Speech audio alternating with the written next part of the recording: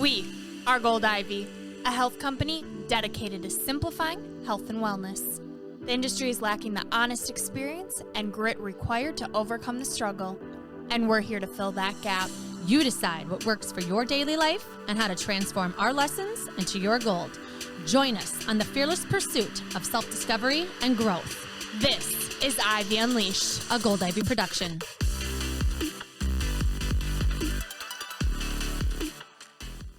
Welcome back. You are listening to Ivy Unleashed. As always, we are so grateful that you are tuning in. Yes, if welcome. You are watching on YouTube, you'll see that we have someone in studio who is unlike anyone we've ever had on. Yes. He is here. We have a man in the house. Ray Law, welcome to the building, to the studio. How are you doing? Fantastic. How's it feel to be the first male in here? Groundbreaking.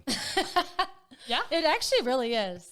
Yeah, I was just telling Ray before this that my son yesterday said, Mommy, when are you going to have a boy on the podcast? And I was like, that's so funny you asked that because we decided we're going to have one tomorrow. Yeah. You know, we have a lot of women listeners, but there's something about Ray and what he puts out there that we're like, we need this. Yes. On Ivy Unleashed. So let's give him a formal introduction. Who is Ray? Ray, I know Ray. I've known Ray for, a while now. Before pre-kids for Ray, I guess. 6 years maybe. But I like to tell people how I met Ray because it was my turn to give the birthday treat for the next person at our place of work. And so I went over to his cubicle, hadn't met him before, and I said, hey, I hear it's your birthday soon. What would you like for a treat? I'm in charge of bringing it in. He goes, I don't know, but I don't want any effing chocolate. And I was like, nice to meet you. Did your parents name you Ray because you're a ray of sunshine or wow? And so that's how I met Ray. And then from there, it kind of turned into like, oh, he's actually a lot softer of a guy than I thought. He loves his wife and he started having kids and they made him even softer. And so now I watch Ray crush life. He is running the craziest races, constantly pushing himself, doing all kinds of awesome endurance things, strength training things, a wild variety of things. I can't wait to get into it. Do you remember that? I do. You got me, I think, bacon jerky, didn't you? Yes. Oh, and some type of spicy nuts. Oh, the wasabi. Sriracha nuts? Yeah, no, wasabi soy almonds. Okay. What do you got against chocolate? I just hate it with a passion. Really? Interesting. You're more sour than sweet. Salty. Salty. Salty, yeah. Sour. That might have, I don't know, sometimes. Yeah, I mean, the vibe he gives off is a little sour. Oh, come on. Just kidding.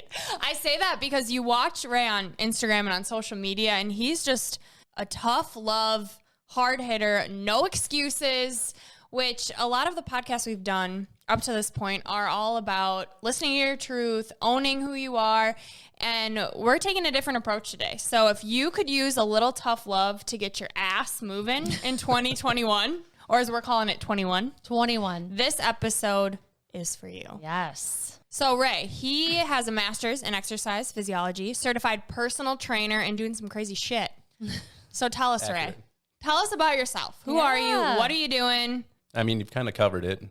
I'm a husband, a dad, and I like to work out and drink whiskey. I mean, that's kind of my hobbies right now, and I like that. And getting into the crazy stuff, it was just kind of what's next? What haven't I done? Let's do something fun. Yeah. And along the route, I found what I like to do, what I don't like to do, what I have to do, even though I don't like it, that kind of stuff. And it's just been an interesting, well, Sutton's going to be 4, so it's been 4 years. So Yeah. 4 years since you started getting into this? Well, since I pulled my head out of my ass, yeah. Oh. Yeah, let's talk about that. Let's unpack that. Yes. I need to tell you about a gem I found. As you know, my body has been experiencing some crazy symptoms for years, including pain and anxiety. I started using Raleigh's Hillside Hemp Full Spectrum CBD oil, and it has been a game changer. Ooh, tell me more. How do you use it? So easy. Just use the dropper that's connected to the cap to select 0.5 to 1 milliliters of the hemp oil. Lift your tongue, squeeze the dropper to empty the pipette, and hold the oil under your tongue for 60 to 90 seconds before swallowing. You can use it once or twice per day. I personally take it once in the morning and once at night. I also love that it doesn't leave an unpleasant taste in my mouth like all the other oils I've tried. That doesn't surprise me at all because I know the owners of Raleigh's Hillside Hemp, Lauren and Kyle, and they've been farming organically for over a decade now. Everything they grow, including their hemp, is exclusively grown at their farm. The flowers are hand-harvested, hand-trimmed, and slow-cured, creating a higher quality, more effective, and better-tasting product than anything mass-produced. I know Lauren and Kyle at Raleigh's Hillside Farm use the CBD oil themselves throughout the farming season to help recover from long days because it's great for muscle recovery, mellows their nervous system, and aids with sleep. Lauren and Kyle care a lot about their community, and they knew a lot of people were turning to CBD and hemp-based products as a solution to anxiety, stress, insomnia, hormonal imbalances, and chronic pain. They also noticed that the market was flooded with low-quality, substandard, ineffective products. So they decided to create a CBD product that had the level of quality, integrity, and nourishment that their community deserved, just like they do with their CSA. Not only have I noticed improvements in the symptoms I've been struggling with for years, inflammation, chronic pain, anxiety, but I also love their mission. It's important for me to support brands that are good and do good. 5% of all Raleigh's Hillside Farm products go to their dedicated give back program. 5% for a better world. Raleigh's Hillside Hemp is also giving back to you with a 25% off your full order. Use the promo code GOLDIVY25 when you check out from their website, wilocalhemp.com. That's wilocalhemp.com. And you can also find them on Instagram at Raleigh's Hillside Hemp. That's RALEIGHS Hillside Hemp. So head over to our show notes for more information and go get your bottle of Raleigh's Hillside Hemp Full Spectrum CBD Oil. I promise you'll be glad you did. I want to talk about that. Let's unpack that because when your wife was pregnant with Sutton, you started making some changes. And so I want to hear about that and how that process went for you. Yeah, I mean, we kind of talked about it before the podcast, the hill my wife will die on. This is kind of my hill I'll die on. And before I had kids, I really didn't feel this way. But now with both of them, like it's really hit home. It's like I feel you have a moral obligation to be healthy if you're going to be a parent. Mm-hmm. And that was kind of like my aha moment. Like 4 years ago, I was like, I can't do this. Mm-hmm. So. Yeah. So what kind of shape are you in? So was this was post-wedding, pre-baby, or like right as she got pregnant, or when was that moment and what did that look like? So the moment was, Eric. Mm-hmm. We were leaving the birthday party at his house. It was like 2:00 in the morning. She was 9 months pregnant, so I had a DD, which was fantastic. Nice. And Shout out Jolene, driving him around. I was like, let's go to Perkins. And she's like, yeah, we won't be able to do this. Like, so we went there and like, I woke up the next morning and I'm like, I cannot do this. I think I weighed like 275 pounds that morning. And I was like, I'm done. Messaged somebody who was my nutrition coach. And I was like, we're starting today.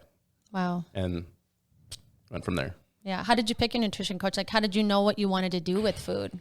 I've known like macros work for me. Okay. And because it's flexible and I can't do like super rigid stuff. Mm-hmm. So I went with John Gorman. I knew him through First Form. Set the plan, worked the plan. Didn't drink for a year. And that was more so just because like the month leading up to Sutton being born, I'm like, I'm not going to drink so I can drive to the hospital. And then I was just like, let's see how long we can roll this. Mm-hmm. Yeah. So, and did a year and then. How much did you lose in that year from just cutting that out and doing macros?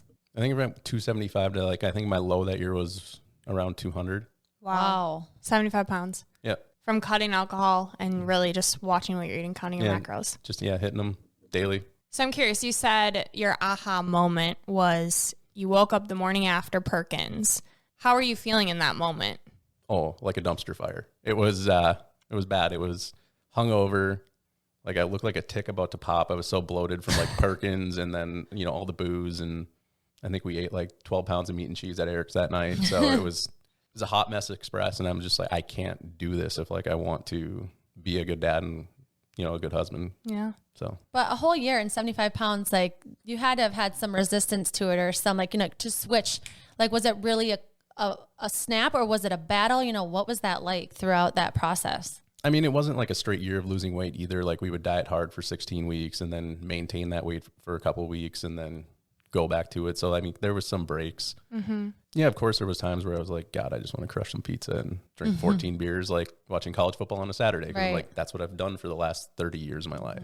To unlearn that Yeah. and to change what you're doing. Yeah, and I mean, it's easy now, like when it's time to flip the switch and like be serious. But it took, 4 years of working on that to develop that. Yeah. So you have the physical change and then the mental change kind of together. And I feel like that's super hard when you're probably watching your body change. You're making these decisions, but it sounds like you kind of had more, like you said, a flexible approach where you kind of were really diligent and then backed off a little bit and diligent. Was it always food, or was it a combination of food and exercise, or what was that like? So I've always been like full gas on the exercise. I mean, I was a pretty high level power lifter when I was in my early 20s, and that never really stopped. So the reason I put on a lot of weight is I got injured duck hunting. Weirdest thing ever. How do you get injured duck hunting? So I was hunting by myself in a body of water I didn't know. Is this an extreme sport I don't know about? No. No, so my boat, I hit something. It ripped off the prop. Oh. So I had to walk my boat along the shore back to the boat landing, and I was in waders. And it was like 75 degrees. I hurt my back and couldn't work out for like 2 months. And bad thing, we still do like 5 blocks from a Buffalo Wild Wings. And You wanted those boneless. no, I'm a bone-in, extra crispy. Same. Okay. Same. Asian zing? No, Good honey one. barbecue all the way. So you're in this battle, you're going kind of flexible on it. And so that year, did that kind of propel what you're doing now? I mean, that was 4 years ago. What's it like how has that transition been from that year to these following years? I mean, that year I was still kind of a bitch, like as far as like being used to being uncomfortable. And then that's kind of like 2 years ago is like kind of when I started to turn the corner. And I think this last year is honestly, and I feel bad saying this, but 2020 was the best year of my life. Really? Hands down. Why? Just got out of a horrible situation where I was working. Me and Knox really didn't have a relationship before the lockdown because I'd leave for work at 4 a.m. and get home at 7. So he didn't really know me. Your son? Yeah. So, being home for 10 weeks, and the kids didn't go to daycare a lot during that time. And it was just like, we got to know each other. And now he's like my shadow sometimes. Oh, that's I have awesome. chills. And he looks just like you too. He's so cute. Both your kids are adorable.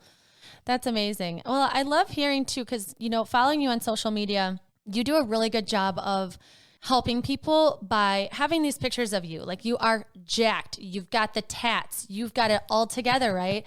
But I love when you post a picture and you're like, this is not how I always feel on the inside. Like, I'm still figuring out this outside thing where you have these battles inside, and you, I think, do a really good job of helping people that look at you and probably have this misconception. So can you touch on that and like why you do that and why you feel like that's so important? I'm not going, like, I used to be scared to like actually be who I was because I was so worried about like, oh, am I going to lose followers because of this? And like, I don't care anymore.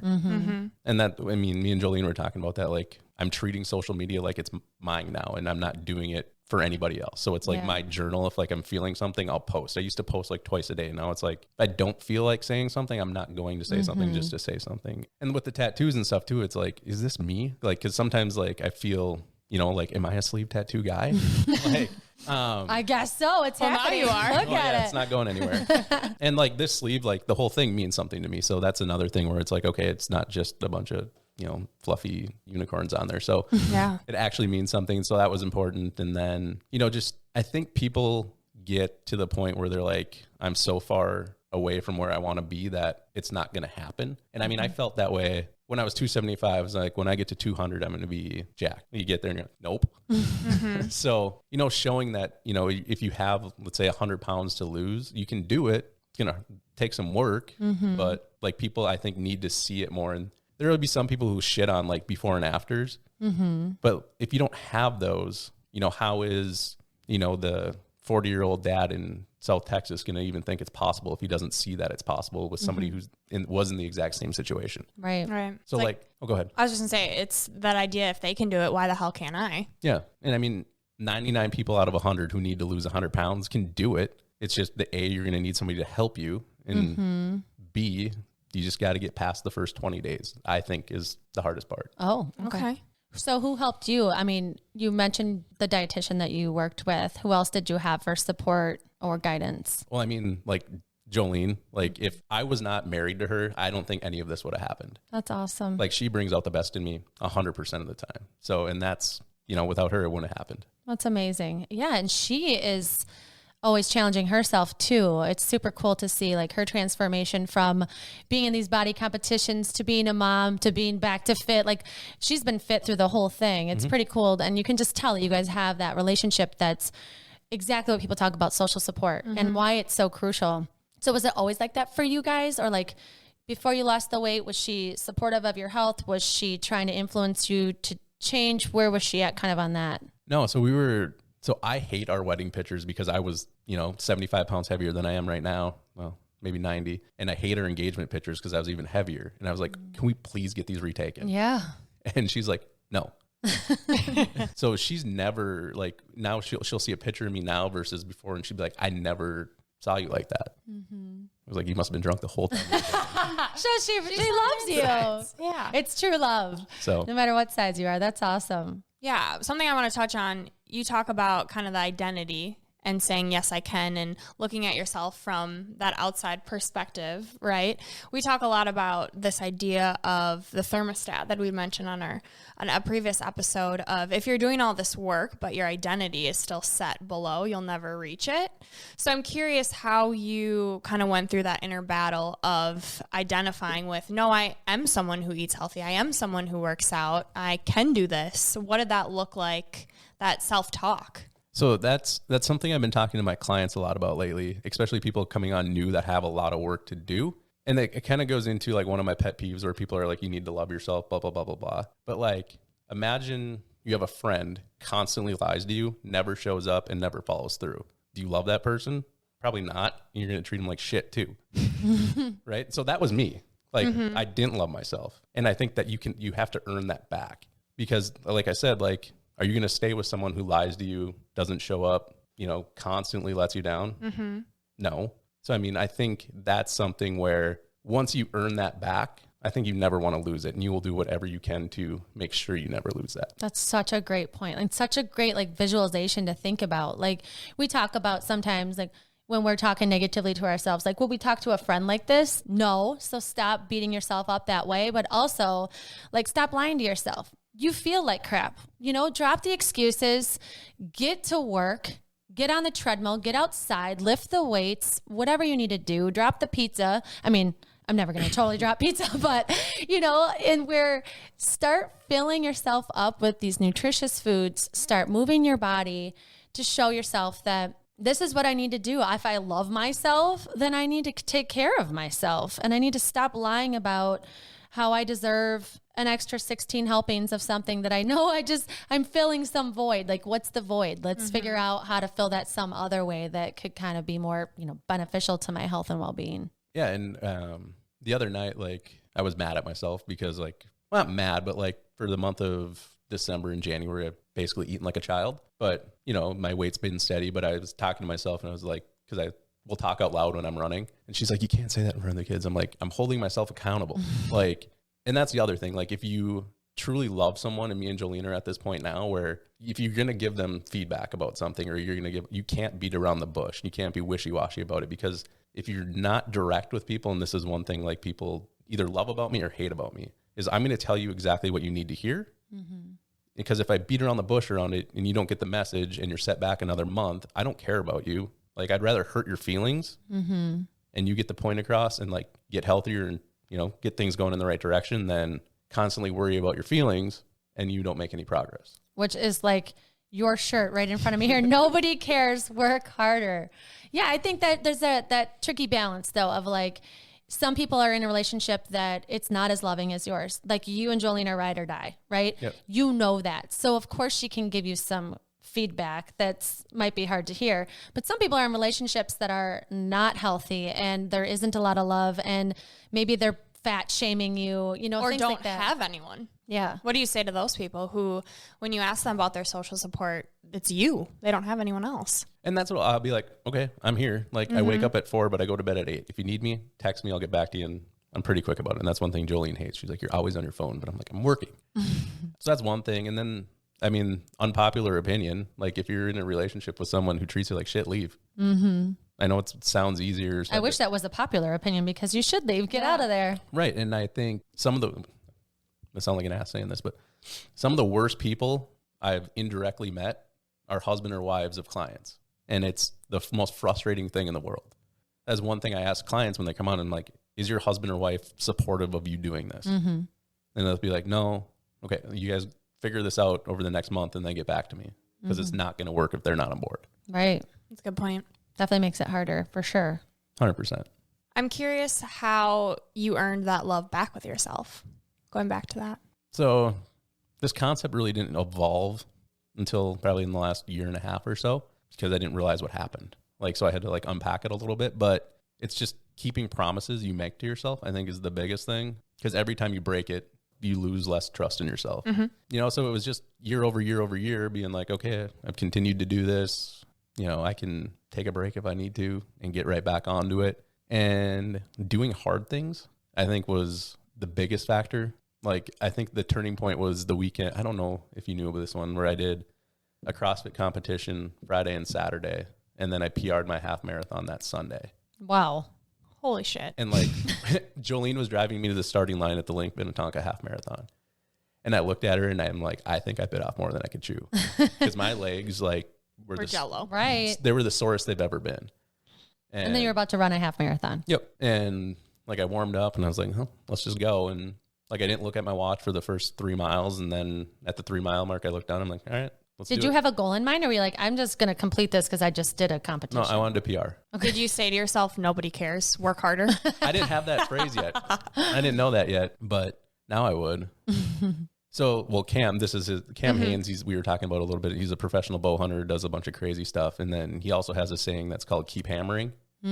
So that was I had that back then. And that was kind of like my mantra when I run is just keep hammering, keep hammering. So I'm going to use that. I love that. I just signed up for a marathon. I'm excited about it. Kansas, right? Yeah, Kansas coming for you, April 17th. Okay. Yeah. So I want to hear about your races and what you're up to. So I'm training for my first 100-miler.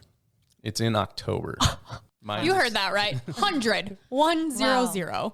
Yeah, How are you feeling about it? I mean, it's going to suck and it's going to hurt, but I mean, it's like my last like bucket list thing. Yeah. So I was like, well, I might as well do it. Where is it? Mine's in Spain. It's in Dubuque, Iowa. It's like in a nature park like Elm Creek. How does one decide that they're going to run 100 miles? What does that decide? Like when you're about to register, because I know what that feels like to be like, okay, when I click this and pay this money, that means it's go time. Like, what is that like compared? Because I know that you've done marathon. Like, what does that look like where you're about to click a marathon versus 100 miles? 2 to 3 bourbons before. That's usually most decisions in our house get made. But it was like, okay, are you doing this? Yes or no? Because when I signed up for my 50 miler that I did at in Squamish, which is right by Whistler in British Columbia, I was like, okay, if you're doing this is like, you know, a $6,000 investment because you're going to fly there. We're going to stay there for a week. But this is like, okay, you know, you're going to Dubuque, Iowa, like whatever. But it was, I mean, I think it's just like anything else. Like the first time you ran a half marathon, you thought that was hard. And now you ran 12 marathons and it's just like the next level of, okay, you're going to run for 24 hours and be miserable. And then it's over.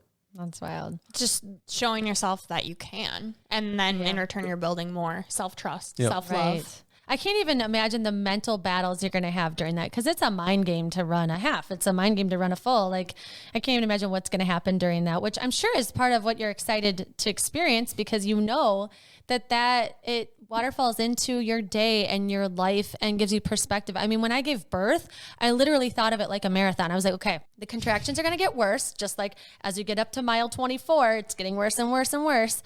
But right as you're about to push, you're at mile 25 and you know you're going to get a medal or a baby, you know, and then it's super hard at the end. But I mean, I've used the marathon mentality for anything that gets hard in my life, you know, and it's served me so well. So I can't even imagine, like, we're going to have you back on after you do this in October to hear what that was like, what you said to yourself. And I think, I mean, you've already kind of done this with your weight and with your lifestyle. I mean, I can't even imagine the self-limiting beliefs you had in that process. So during those dark times of feeling like you couldn't do it or second guessing yourself, you know, how do you battle through that? That's a tough one because it's been different for different challenges. For example, in the 50 miler with 6 miles to go, I left the last aid station. My arch collapsed in my right foot. Oh, And it felt like somebody was driving a dagger into my foot every time I took one step. So I was like, oh, do I turn around? I'm like, if I turn around, I'll quit. And I was like, nope, not doing that. So I was just like, okay, just one foot in front of the other, just keep going. And this was like leaning on social support. So my dad is one of my best friends. He was my high school football coach. And when I got cell phone service, like I was like crying because it hurt so bad. Call my dad, and he's like, how much further do you have to go? Because I was like, I don't know if I can do this. My foot hurts so bad. And I was like, I have 4 miles. His response was, shut the blank up, get moving, and finish. And he hung up. oh my gosh. But we have that relationship where Yeah. I was like, all right, we're going.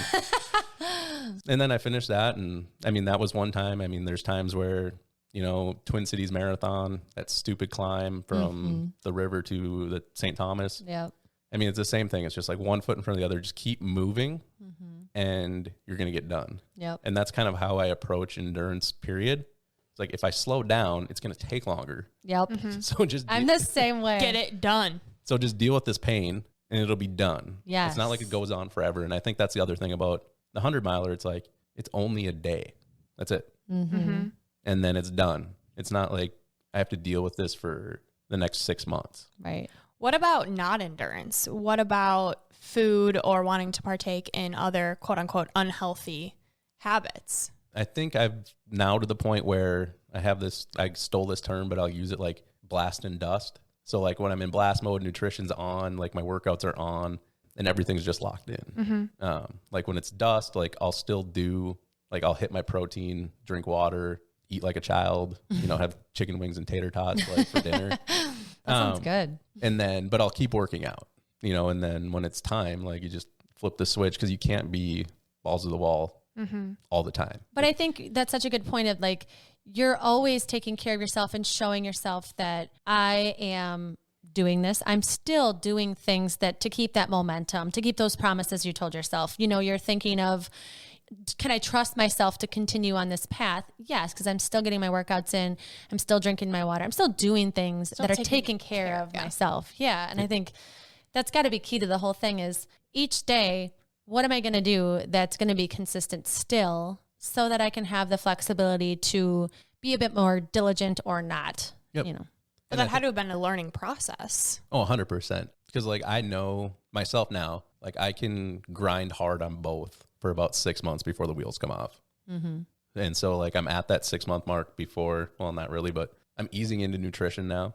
Training's training. And then, you know, when it comes time to really dial it in, like I probably won't drink the month of September and first half of October to get ready for the 100 and just start incrementally changing some things as I go to get ready for that race. Cause it's going to be hell on my body. I know that. It's not healthy.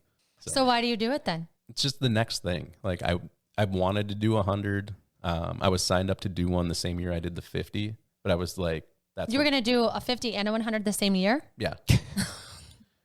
We got to step it up. I mean, I guess you're already training. People say that about marathons. They're like, why would you do them 2 weeks apart? I'm like, because I'm in shape. Right. I've got the mental toughness and the confidence that I just did it. Like, it's going to be way easier actually to do them back to back. Well, and that was kind of the thing. So I did the 50 miler and then I was like, okay, I need a break from running. And then on a whim, I signed up for Twin Cities that year. I didn't train for it, but I was like, I ran 50 miles like 8 weeks ago. I can do this. And then I was signed up for the 100. And like, when I finished that race, I'm like, I am so sick of running right now. So I was like, I'm not doing it. So I signed up for it once before it was a different race. I mean, I just think it's cool too. I like, it's going to be like selfishly fun to say, hey, I ran 100 miles. Like I did that. Like showing yourself that you can do these things that you never thought you could. Oh, it's addicting. If you had asked me 6 years ago if I would ever run more than a 5K, I would have laughed at you. That's crazy. That's wild because that's not that long ago. But I mean, since you've created these decisions and you've created this new way of life, I mean, you have a family and you're running multiple businesses. You know, you've got a family, you got a house, you've got career, now training for this. Like, how do you balance all of the things? Like, what are your kind of techniques for making this all float? Jolene. Yeah. And I mean, it helps that my commute to a gym is 3 seconds. Walk out the door, go to the garage lift, walk downstairs, get on the Peloton, walk upstairs, get on the Peloton. I mean, I don't have to leave the house. So like sometimes Knox will like sit in his little chair and eat snacks, and I'll talk to him when I'm running. Or, you know, when Sutton was littler, I'd put her in the running jogging stroller, take her with. I try to do a lot when they're not home and get that done. But I mean, before I signed up for the 100, me and Jolene had to have the conversation. I'm like, it's 16-hour weekends, you know, like the last couple of weeks of training. I'm like, are you on? She's like, what do you want to do? And I was like, okay. Does she think you're nuts, or is she like, no, she's like, that's my man. It's normal now. Yeah. I mean, like on our fridge, we have 2 things, and that's it. And one says, you got to do the work. And the other one says, harden the blank up. Nice. And those are the 2 What things. happens when your kids can read? Well, Sutton's favorite song is Kid Rock and Machine Gun Kelly, Bad Mother. And she'll like run around the house singing it. So She's learning that.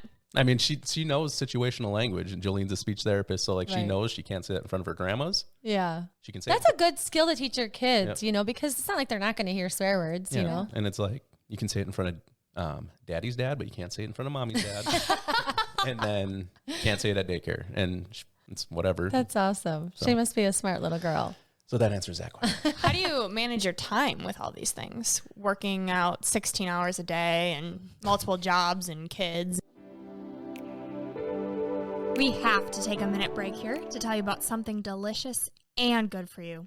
Please and thank you granola bars, owned by our good friend Britt, are literally named to remind us about manners and to have a little fun with good food. These granola bars are a small seed in a big field of showing each other kindness and respect. My kids are obsessed with the Golden Rule granola bar, and I start almost every single morning with the Yes Please granola. So good. I pair it with a mix of berries, yogurt, and chia seeds, and it is such a fast, easy, and delicious way to start off my day. So why please and thank you? Because they're a reminder of manners, and that it's okay to respect each other, even if we don't agree with each other. Because of the earth, we support our world instead of taking away. Our earth is precious, and they focus on packaging that will eventually become part of the earth. And because of you are important, and we need to make sure that we only share with you products made with whole ingredients, jam-packed with nutrients. Not only do these granola bars remind us of being good, they are good. All of them are gluten-free, most are dairy-free, and they have nut-free and vegan options. In partnership with Gold Ivy, Please and Thank You would love to offer Gold Ivy listeners 10% off when they use our promo code GOLDIVY, one word, on their website, pleasethankyouGranolaBars.com. After each 10 orders that Gold Ivy listeners place, they will gift a free batch to a lucky listener. So make sure to follow them on Instagram and Facebook too. Just search Please and Thank You Granola Bars. So go ahead, grab these granola bars and granola whenever you want, but make sure to use your manners. Please and thank you. Like if you look at my Google Calendar, like my workouts are scheduled in there. Everything's in there. Like you were saying, you don't use your phone calendar that well, and I live off of mine. You know, some days it's not perfect. A couple weeks ago, I did this Pelafondo thing, and I started at 3:45 in the morning because I wanted to be done by. What is that? It's like a big group ride on Peloton. Okay. And I was on a team with a bunch of people from First Form, and we all committed to doing 100 miles on Saturday on a spin bike. It was real fun. And I wanted to be done by 10, so I'm like, I got to start before 4. So For people who don't know what First Form is, can you talk about it and how you got into it? So it's a supplement company. I started using the supplements well before I started working for them. And then I got brought on as like an independent salesperson, and now I'm a sponsored trainer with them. So Whoop! That's amazing. Congratulations. Well, thank you. Yeah. So inside of that, like I coach people for free who are trying to like either gain muscle, lose weight, get their shit together. And that's probably one of my favorite things now is like and this wasn't me like 5 years ago. I love seeing other people win more than like I want success for myself. And that's like my favorite thing now. I got goosebumps talking about that. How did that happen? Like, how did that, like, was there a moment for you? No, one thing I've noticed about like, because I have some friends now who are like way more successful than me. And I've noticed like the more they help other people, the better they do. And it's fun. Like it's not about them. No, and it makes it like have purpose. And Yes. It's just not, hey, take this protein powder. You'll have magical gains. It's just, you know, you eat a gram of protein a day. You have a cheese stick. Okay, can you drink a shake? It'll help a little bit. You need some protein in your life, you know, and then they start to see changes. And now all of a sudden, you know, they're signing up for marathons. They're doing the Dopey Challenge. What's your favorite client success story? One in the works. So maybe we'll be able to talk about that in a year. Awesome kid. He's 24, but I don't know why you call him a kid. But one person, Renee, I talk about her a lot. She lives in California. She's one of my cousin's friends. She came to me. I made a post on Facebook. I just said, comment if you're in. And 3 years ago, she said, I'm in. Her story, she lost her mom when she was in her 30s. And she's like, I don't want to. She's like, I want to be fit before I'm 40 because then I'll outlive my mom. And so she like got her shit together. And now, she's lives life comfortably, like between 145, 150. She was in the 180s for a while. She was in the 240s at some point in her life, but she's like done multiple marathons. She did the Dopey Challenge. She's done. Can you say what the Dopey Challenge is for people that don't know? Oh, so it's on Thursday you run a 5K, Saturday you run a 10, or Friday you run a 10K, Saturday's a half marathon, and then Sunday you do the full marathon. Which this is something I want to do because I don't want to bike or swim and I don't want to do the Ironman, but I want to do the Dopey Challenge because I feel like it's not an ultra or anything crazy, but it's kind of like, how's your mental toughness? Yeah. Back to back to back days. I definitely want to do that. I think it's in January. Yeah, it is. Once like COVID's not. Yeah. Is it a Minneapolis thing? No, it's on the grounds of Disney World. Yeah. Yes. Fun. Yes. I'm not going to do it, but Let's all go together. I want to do it too. So. Okay, fine. Sorry, not to interrupt. I want to hear more about her though.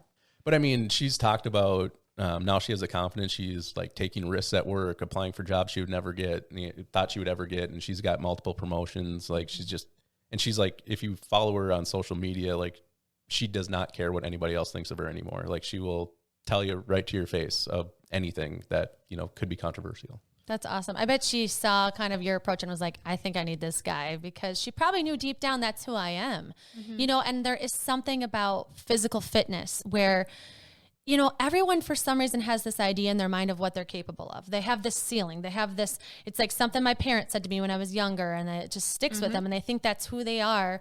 And then when you sign up for a race of any kind or some type of challenge, I guess it doesn't have to be that, but that's just my jam. And you do it and you show yourself like, I can do the craziest stuff I never even thought. Like, I didn't even know I wanted to run a marathon when I was younger. And now I'm addicted to it because it's like, could I do this faster? Could I do this faster after having one kid? Could I do this faster after having 3 kids? And you just, for some reason, you have this feeling like, eventually I'm not going to be able to get better. But if you believe in yourself and you keep showing yourself that I can put in the effort, I can get up earlier, I can run faster, I can lift weights. Like you show yourself like I can do things I never thought I'm capable of. I could sign up for a 100-mile race. I mean, hell no. I will mark my words. Could not if doing you it. if you told your brain, like your brain believes what you tell it. Your thoughts create your feelings, create your actions. And so whatever you were told as a little kid, these things that stick with us of I can't, whether it was your parents told you something or you overheard your parents saying something, that sticks with you. And we don't know that, but it's in our subconscious. And then you realize, okay, well, I need to start telling my brain that I can do it. Or try it. Just like try. Like a lot of people are, especially women that have like bigger chests or they're built in a way that like for some reason they're told like, oh no, you're not a runner. You could never be a runner.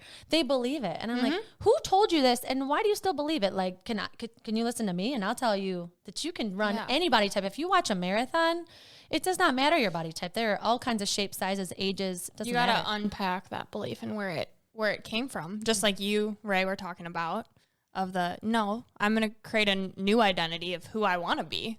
Yeah. And I mean, some of that too, when you started talking about that, it brought me back to a New Year's Eve party I was at because 2 things fuel me, like myself and like people doubting me.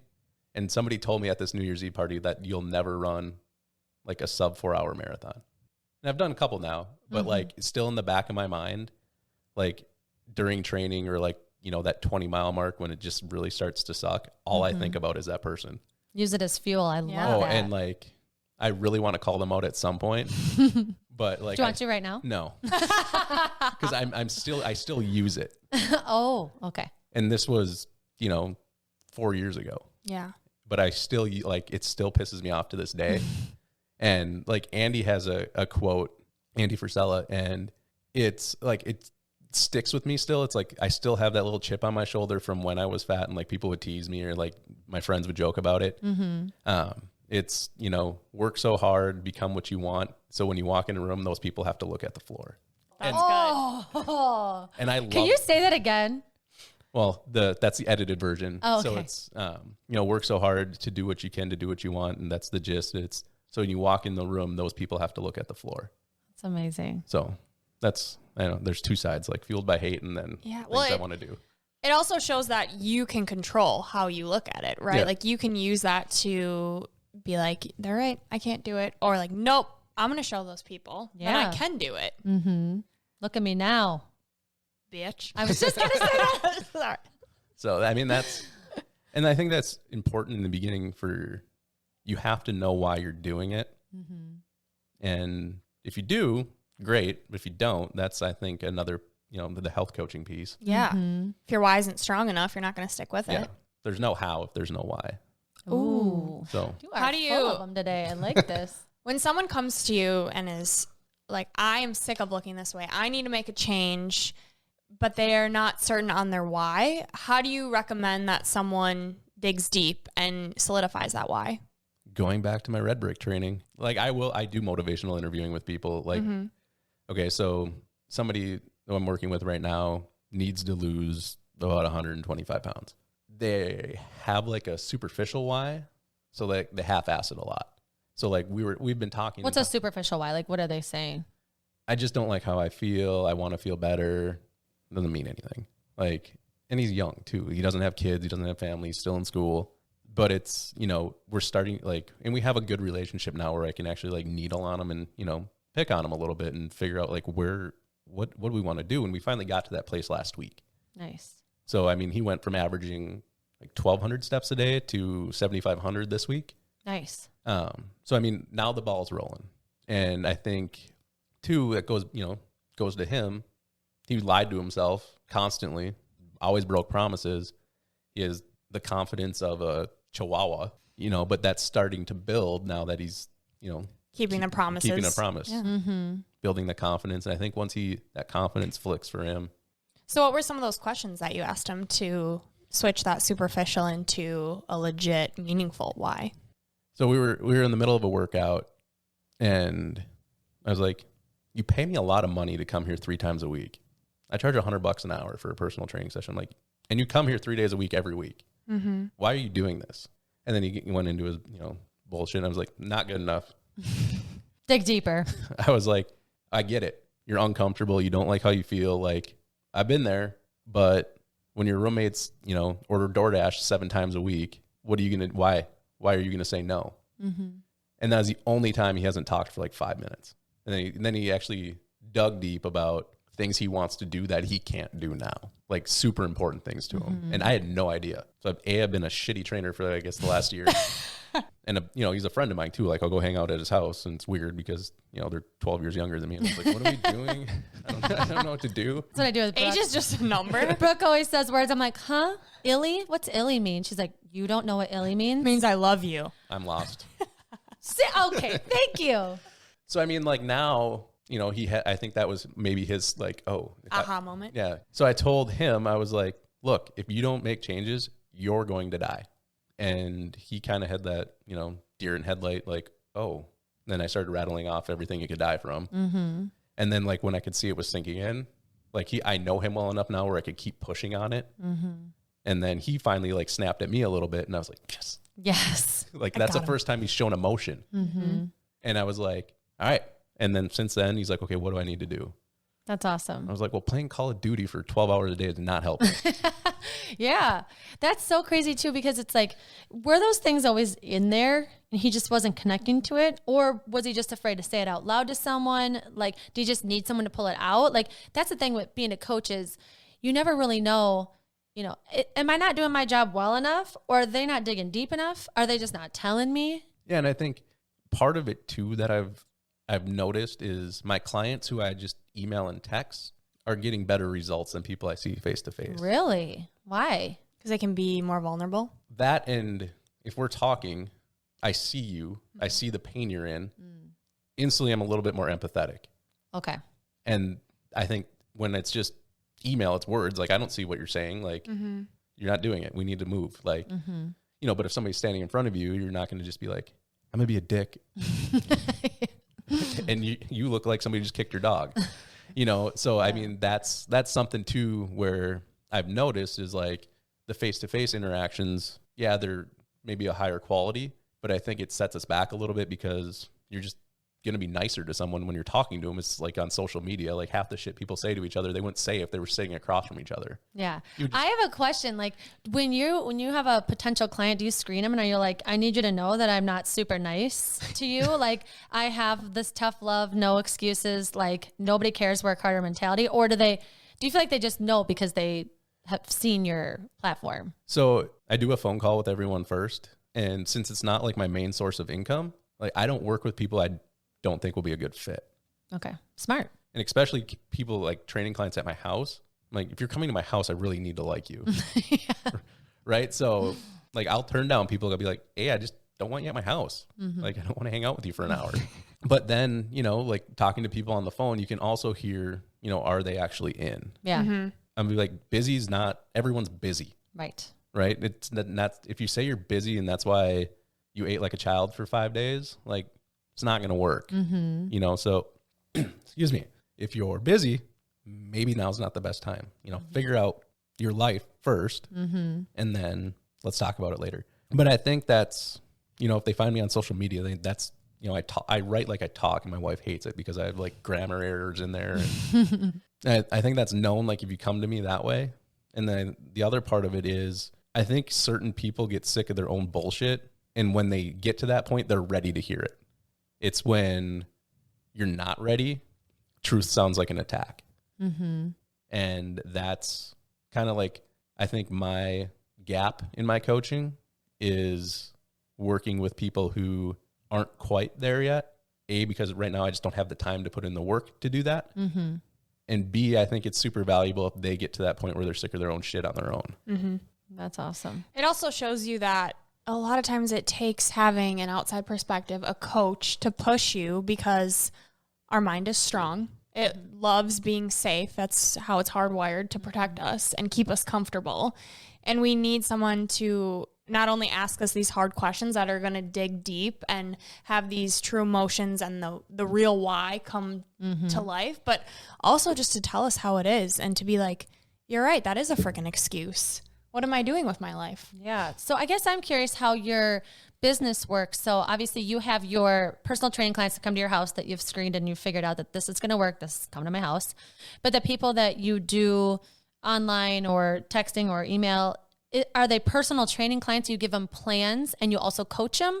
Is like, how does that work for you? So anybody that works with me, like has access to me whenever they need. So like I do a lot of, you know, health coaching type stuff with a majority of my clients, especially in the beginning when they need it. And, you know, I'll like, it depends too. Like most people come to me because they have something they want to do. It's not just, you know, look better naked. It's, they have something they want to do. Like run a marathon or you mean like that? Yeah, I've trained a couple people for hundreds or like bikini shows, like physique athletes, stuff like that. They have something they want to do. So they already have that little bit of a fire themselves. But I mean, with anything, like you get into, you know, peaking for a marathon, it's not fun. You don't want to do some of the workouts. And, you know, that's where, you know, I'll start to coach too, a little bit more advanced people. So I'll do, you know, their training plans, you know, and nutrition to match those training plans.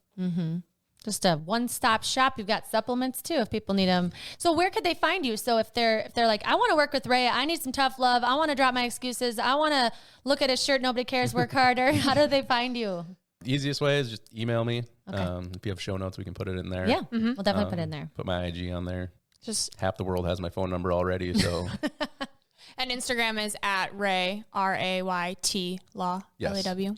Okay. And your email? raylaw911@gmail.com. 911. Perfect. I've had that since I was a senior in high school, I think. That's great. Well, I want to be mindful of your time and our listeners' time, and we're so grateful that you're with us today. Do you have any last minute thoughts, anything you want to leave our listeners with to wrap up? Yeah, that was actually something I knew you'd probably ask something like that. And this is my biggest pet peeve in fitness right now and in health is like your goals are your goals, not your coaches. And so, and I think like I've seen a couple people posting on it lately, like, well, my coach tried to talk me out of doing this. You're paying them. They're not paying you. Yeah. And I see this with my wife.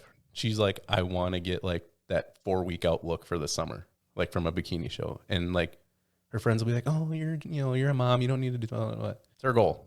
So like your goal is your goal. And I think that's something that needs to be said, like, because it almost feels now people are ashamed to like want to like lose weight or better themselves. Mm-hmm. And that's like something I talk to my clients a lot about. It's yours. Own it. Yep. Doesn't matter what other people think. You wanting to do it is reason enough. Yep. And it's burning inside you. Like, listen to it, write it down, get a coach, talk it through, tell your friends, I know this isn't something you agree with, but this is what I want and I'm going to work towards it. Please support me because I love you and I would support you, Life is short. Do you, boo? Yes. All right. Well, moving into that, we wrap up our show with 3 gold stars, right? So these are 3 takeaways.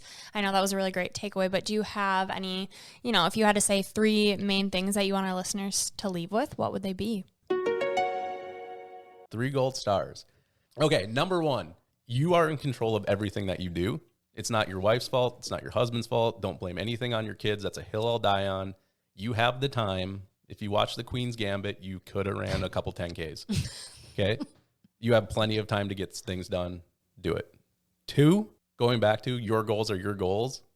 And it goes into the no one cares, work harder. The only person that actually truly cares about what you're doing is yourself. Your husband, wife might support you, but they don't care. Like they want to see you do well, but they're not as invested into it as you are. Don't expect them to be and don't expect anyone else to be. Mm-hmm. Number 3 is do things that scare you.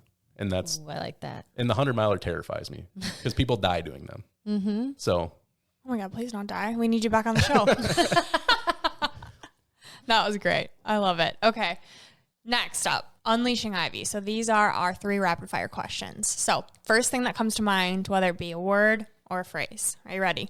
Go. All right, Ray, what's one thing you say to yourself when you're trying to get motivated? Don't be a bitch.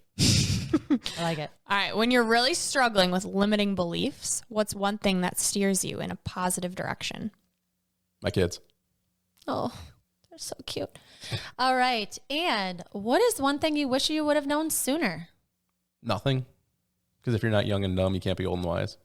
Oh my gosh. I like that. All right. That's good. All right. Well, before we leave our audience with a piece of gold, quote, we just want to thank you so much for joining us. It was fun. Your wisdom and your light.